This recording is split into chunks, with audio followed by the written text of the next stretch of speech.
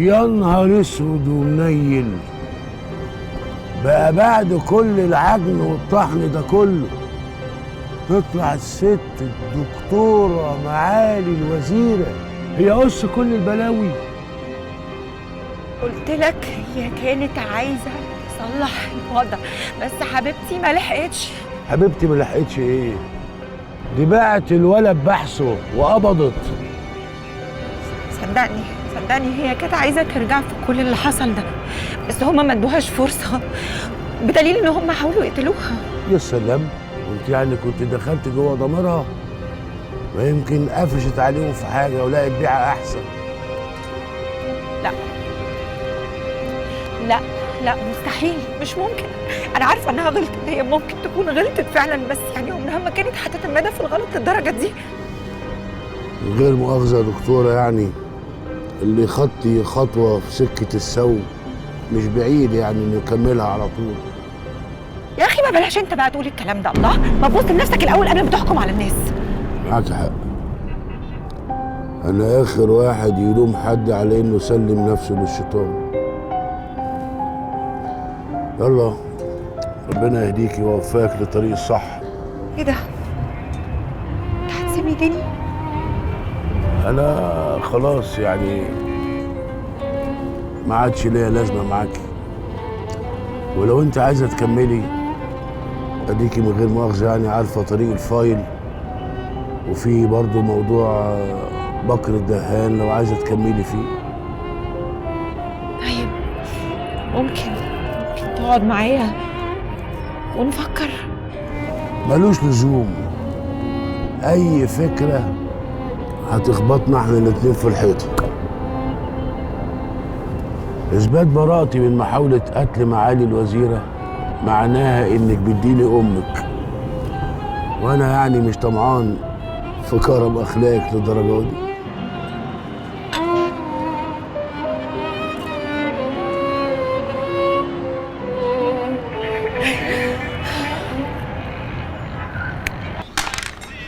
جاريك؟ ايه جاريك دي؟ يومك النهارده يا عم راضي. يوم ايه يا عم؟ ولا يوم ولا بتاع. انا عبان كمان. راضي راضي اشرف باشا، ده ايه النور ده يا باشا؟ ازيك يا راضي؟ الحمد لله يا باشا، مش ناقصني غير ان انا اطمن على سعادتك بس. خش عليا بقى بشويه الاونطه بتوعك. والله مش انت يا باشا، انا لو اعرف طريقك في الامن الوطني فين كنت جيت سلمت عليك. ده العشم برضه. بص انا عايز منك خدمه. عيني. هي بقى عينك دي. في مقدم حبيبنا في بحث المديريه، كنت عايز اعرف عنه حبه معلومات. الله انت اتنقلت شؤون الظباط ولا ايه؟ ما تخلص يا راضي، هتعرف تسلك في الحوار ده ولا اشوف حد تاني؟ بعون الله يا باشا، بس انت اديني اسم. مقدم عصام خطاب.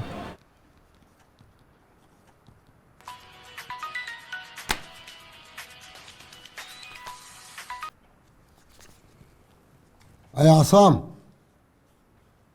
ها قول لي وصلت لايه؟ لا كويس كويس كويس كويس. ده يبقى ابن عم امجد لزم، مش كده؟ هايل هايل. بيشتغل ايه بقى؟ لا لا لا لا لا ملوش لزوم ولا يهمك. انا هروح له بنفسي. مليني انت بس العنوان، ماشي؟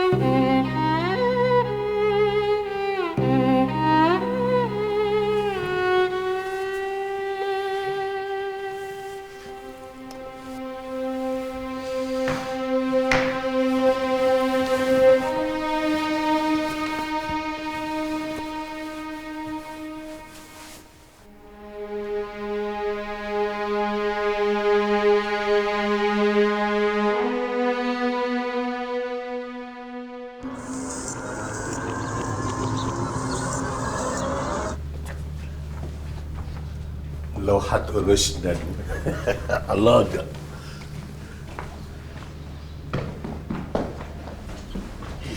ايه رايكم؟ انت منجه نفسك ومتدلع قوي. ده كفايه يا وليد، انا استخسرت اعمل فيه حمام لو وساخه. عبي براحتك يا ماهر، عبي براحتك. انا مش مأجر الشقه ليا، انا مأجرها ليكم بدل الشحطاطه رايح جاي كده على الفيوم. بقول لك يا ماهر، تكلم معجزه تخليها تجيب بتاع ونزار ويجوا يقعدوا. السلام السلام يا ابو الدراويش على اصلك. معلش بقى يا تاتش، هتقضي انت اليومين دولت مع مفتاح. مفتاح ايه اللي يقعد معاه؟ تاتش يقعد معانا هنا، انت هتقعد في الاوضه دي، ومعجزه وجوزها يقعدوا في الاوضه الثانيه، والتاتش هيخش يقعد في الاوضه الجوانيه. ايه يا اخوانا في ايه؟ الله، طب التاتش هيقعد معانا ليه؟ كان بيت عيلتنا. ومين قال لك بقى ان انا استنضف اقعد معاك؟ انا عاصر على نفسي كيلو قضالي عشان اقعد معاك. مش كفايه الزريبه اللي انا قاعد معاكم فيها في الفيوم؟ يا اخوانا اهدوا يا اخوانا، اهدوا يا اخوانا شويه كده يا اخوانا، نستحمل بعض كام يوم وبعد كده كل واحد هيروح بيته. جرى ايه؟ في يا اخوانا يا ماهر يا تاتش. ماشي. خد امسكه، امسك. ايه ده؟ دي خطوط موبايلات جديده. ايه؟ موبايلات جديده بخطوط جديده، وتقفلوا الخطوط اللي معاكم ومش عايزه تشتغل خالص. ايوه بس لا، ما رصيد كفايه وكله تمام. طيب انا بقى ايه؟ اتكل على الله. على فين؟ وراه مشوار كده هقضيه، وانتوا بقى تكونوا عملتوا اللي قلت لكم عليه. ماشي؟ ماشي. بحبوا بعض كده يعني نحبوا بعض. حاضر. نحبوا بعض كده. في ايه؟ حب.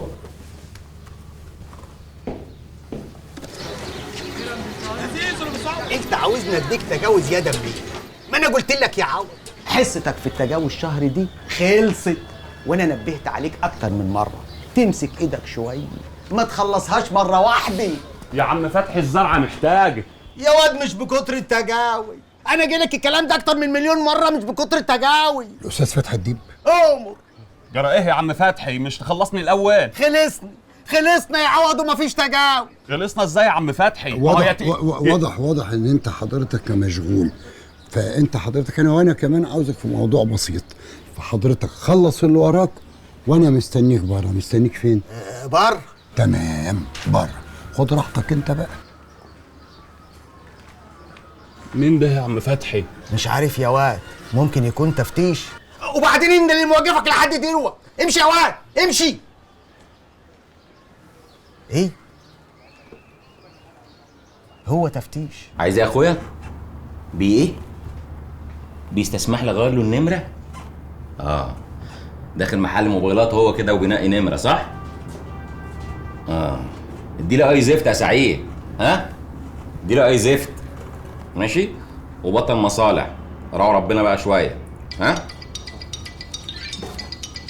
روح انت. اشرب. يا كريم، على فكرة الراضي لسه في النهاية. بيقول لي المقدم اللي اسمه حسام خطاب بقاله حبة حلوين بيحوم حوالين فضل. بيلف وراه ازاي؟ قبل حادث السكيني بشوية نزل وعمل كبسة كبيرة على بيت فضل. كبسة؟ كبسة ليه؟ لا معرفش، بس مش دي المشكلة. المشكلة إن هو ما كانش لوحده، كان معاه لواء متقاعد اسمه شوقي سباعي. لواء على المعاش ونزل في كبسة؟ ليه بقى؟ نزل يونس ابن أخته يا سيدي. أصل شوقي دوت يبقى خال عصام، والأهم من كده بقى إنه كان مأمور السجن اللي مستضيف في الشلة كلها. ماشي، تحلاوة أوي.